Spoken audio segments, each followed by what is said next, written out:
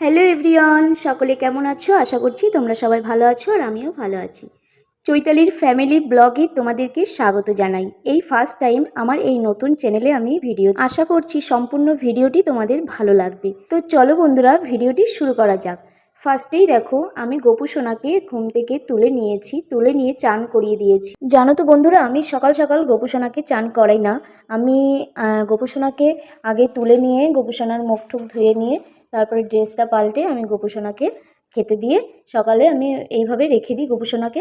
তারপরে আমি 11টা সাড়ে 11টার সময় গোপু সোনাকে চান করিয়ে পুজো দিয়ে নিই। তো আজ যেহেতু সোমবার ছিল, তার জন্য আমি গোপু সোনাকে ঘুম থেকে তুলে নিয়ে আমি চান করিয়ে দিয়েছি। তারপরে দেখো, আমি বাবাকে ভালো করে ঘি মাখিয়ে ভালো করে চান করিয়ে দিয়েছি। তো ঘরের পুজো দিয়ে আমি ভেবেছি একটু মন্দিরে যাব। আমার মতন কারা কারা সোমবারে পুজো দিয়ে ঘরের তারপরে মন্দিরে গিয়ে আবার বাবার কাছে জল ঢালো, অবশ্যই কমেন্টে জানিও।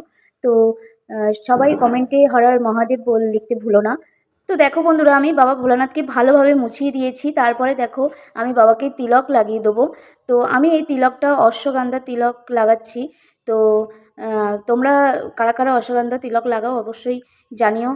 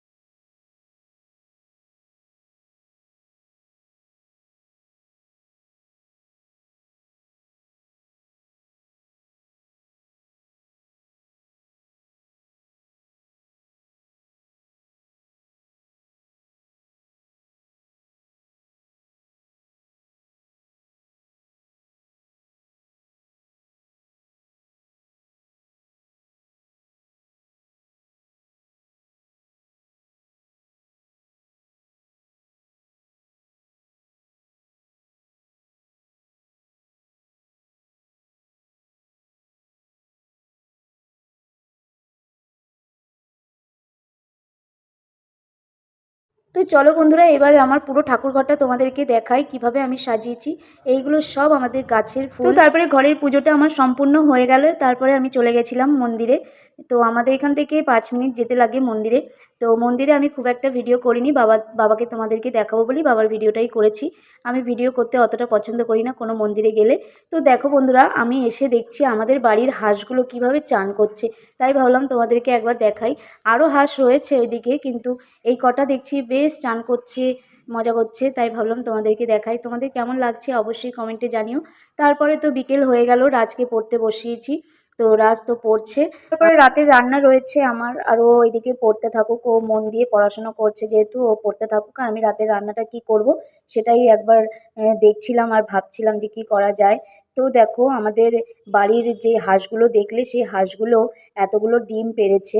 তো হাঁসের ডিম তো রাতে খাওয়া যায় না, তাই ভাবলাম যে না, ডিমগুলো থাকুক, আবার ডিমগুলো রেখে দিয়েছি। এদিকে বাবা ডাকছে, দেখ খাবার নিয়ে এসেছি, খেয়ে যা।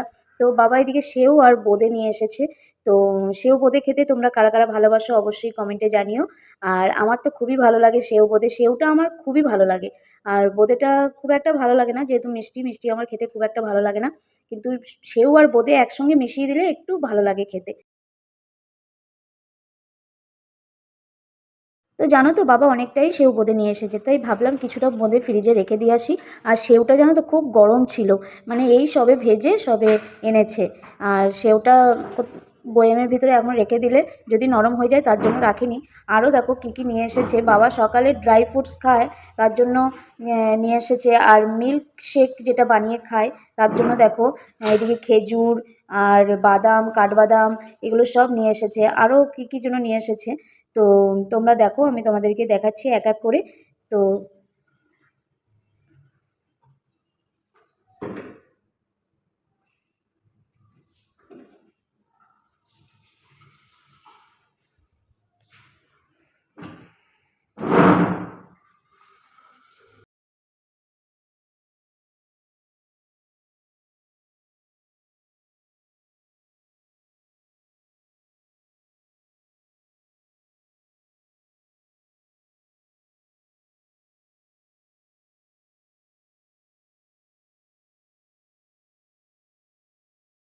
তো দেখো বাবা সেও বোঁদেগুলো মাখিয়ে মাখিয়ে সবাইকেই দিয়েছে।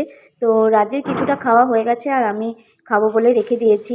তো তাই ভাবলাম যে একটু আগে গোলমরিচটা ভেজে নিই, তারপরে আমি খেয়ে নেবো।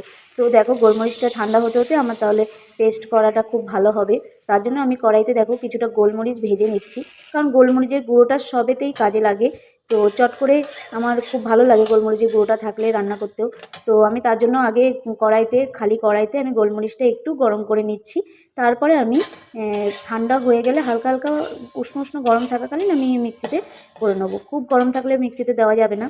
তো তার জন্য আমি আগে গোলমরিচের গুঁড়োটা করে নিয়েছি, তারপরে রান্না করলাম আস্তে আস্তে। তো ফ্রেন্ডস, আমার এই ব্লগটা তোমাদের কেমন লেগেছে অবশ্যই কমেন্টে জানিও। তো ফ্রেন্ডস, আমার পাশে তোমরা এইভাবেই থেকো।